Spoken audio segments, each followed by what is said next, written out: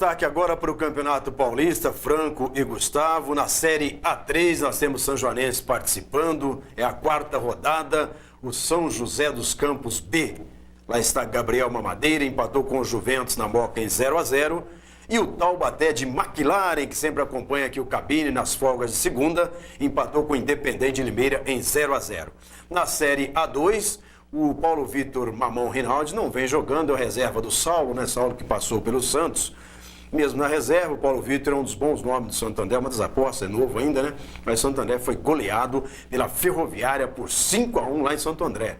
O Paulo Vitor vai jogar próximo. Só queria falar quanto ao Paulo Vitor que os outros goleiros vêm jogando por nome, né? Que o Santo André está contratando jogadores por nome, mas não está vendo a qualidade. Porque se colocar ele para jogar, o Mamão para jogar, ele não sai mais do time. Acho que depois desse 5-1, Gasparinho, podia dar uma chance pro Mamão, hein? Lá na Ferroviária tem o tal do Jonatas Obina. Fez 3 gols nesse jogo. Eu procurei ver, porque eu fui atrás também, né, do Paulo Vitor, né? Mas o Saulo, com o nome, o Paulo Vitor vai ter que esquentar um pouquinho o banco mais uma vez. É o que o Franco falou, o Paulo Vitor tem mais qualidade. Mas por nome o Saulo vai ficar jogando. Passou pelo Santos, tomou 8 gols numa partida, me recordo, né? E ficou com essa história. E a Itapirense, eu estava preocupado, perdeu do São Bento em Sorocaba por 2-1.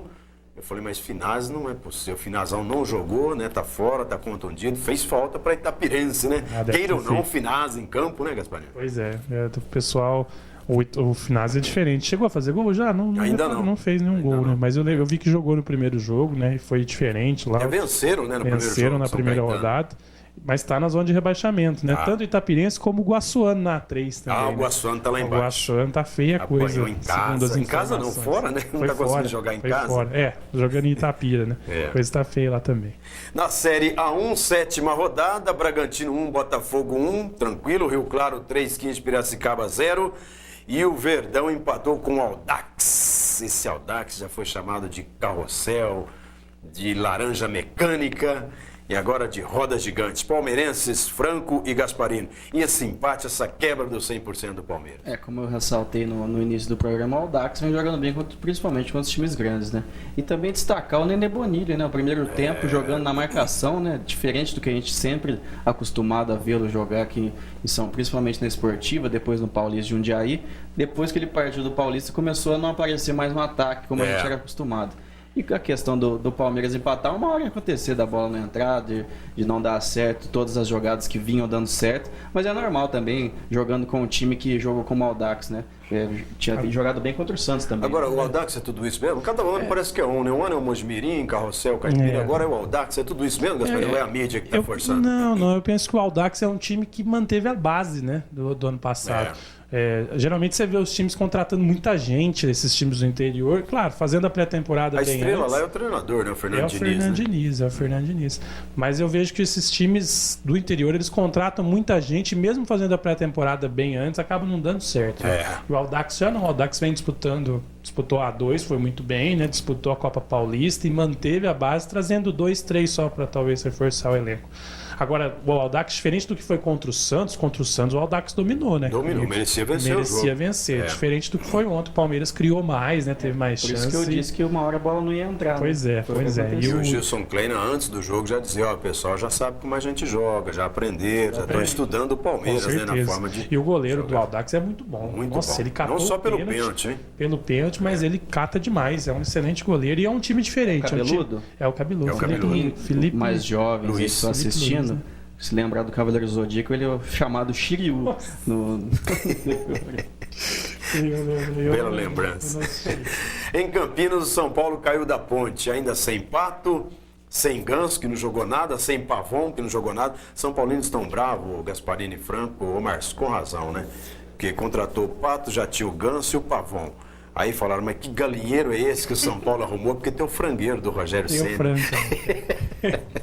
Que ajoelhou ontem de novo. Ajoelhou de novo, hein? E não venceu fora de casa. Tá difícil o São Paulo também, Gasparinho. Tá complicado. Eu nem gosto de falar muito, porque eu sou extremamente crítico pro São Paulo, né? O São Paulo já fica bravo. Você e o Reinaldo são campeões da crítica, né? Nossa vida, o São Paulo pra mim tá feio demais. São Paulo ganha no Morumbi, mas é adversário ganhou de 6 do Rio Claro, falaram assim, nossa, então, né? Não foi isso que eles falaram. Voltou e tal, aquela coisa, e não vai pra frente. O São Paulo, pra mim, não tem... Tá em primeiro no grupo porque os outros são muito fracos, né? E Você vê o Corinthians, né? Tá num grupo complicado e tá na última colocação, né? Então, essa regra nova aí, num ponto, vai acabar beneficiando o São Paulo, pode até prejudicar o Corinthians, né? Mas se for comparar entre Corinthians e São Paulo tá bem mais feio. Apesar do Corinthians estar 5 jogos sem vencer. E o Pato, que até então rejeitado por... O Pavão não estreou ainda. E daí a gente entende por que o jogador sai do Valência, né? Consegue ser reserva do Jonas, né? Que ele é reserva do Valência. E ir pro São Paulo, né? Por que não veio o Jonas, então? Daí o Jonas resolveria.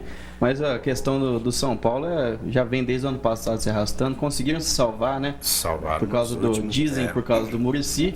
E eu já, como você ressaltava no passado, agora eu começo a pensar também, não foi por causa do Muricy que salvou o jogador que não queria jogar na época mesmo, e agora vem se repetindo, né? E destaque para Ponte Preta, né? Não dizer só da derrota do Ponte Preta com do Vadão, São Paulo, né? Mas o Ponte Preta já tinha ganhado do Corinthians, agora ganhou do São Paulo também.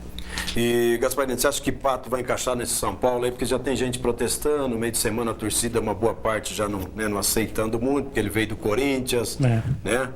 Não, eu acho que tem tudo para encaixar. Antes de falar do Pato, eu queria falar da diferença do São Paulo e do Santos com relação à base, né? O São Paulo vai lá e arrisca e taca 3 da base de uma vez. Né? O Lucas, o Bosquilha e o Everton.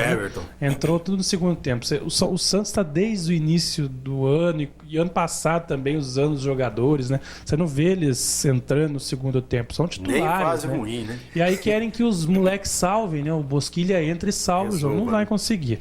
O Pato, eu acredito que tem tudo para dar certo. Apesar do Ganso não estar jogando bem. Acho que o Pato depende muito do Ganso. Final de semana foi ainda é da camisa 10. E eu penso muito que tem tudo para dar certo se o Ganso resolver jogar. Porque o Luiz Fabiano e o Pato são espetaculares, mas sem ninguém para armar lá atrás não consegue. Agora eu fico só imaginando a torcida do Corinthians, que entrou no CT aquele dia para quebrar as pernas dele e do Sheik. Se ele jogar bola no São Paulo, eu não sei o que pode acontecer não, ainda pelas ruas de São Paulo. Infelizmente. A Portuguesa viva no Paulista, 4-0 no Linense. E em Mogi Mirim, quem brilhou foi o Mirita, zagueiro Mirita, que fez o gol do Mogi, o gol do empate do Corinthians e foi expulso no final do jogo. Merece, né? Um destaque o Mirita, né, Gasparini? Merece destaque também o vazio que estava lá em Mogi Mirim. Eu olhei umas imagens lá, achei absurdo. Até a própria torcida do Corinthians não tampou aquele espaço dela lá. Vazio demais.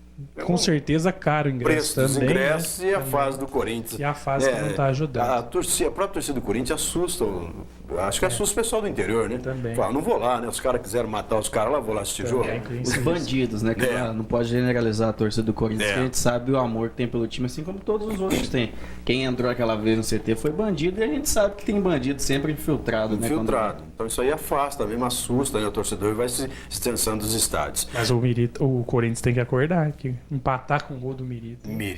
Contra, camisa amarela, né? Mas já melhorou, hein? O Tael hoje já chegou feliz, sorrindo, só apanhando. Um empate, voltou a era Tite, né? Dos empates. Empate? Empatite? Bem, no grupo A, o São Paulo tem 12, a Penapolense 9. No B, o Botafogo tem 13, o Audax 9 e o Corinthians 7. No C, o Santos tem 16, a Ponte Preta tem 12. E no D, o Verdão tem 19, o Bragantino 13. Hoje seriam esses confrontos aqui, né? É isso que vai reinar o Paulistão, né? Os dois de cada grupo vão se enfrentar, né? É um regulamento que eu não tenho uma opinião ainda se ele é bom ou se ele é ruim. Ele está ajudando, por exemplo, o Corinthians, que está em último, mas não vai cair, né?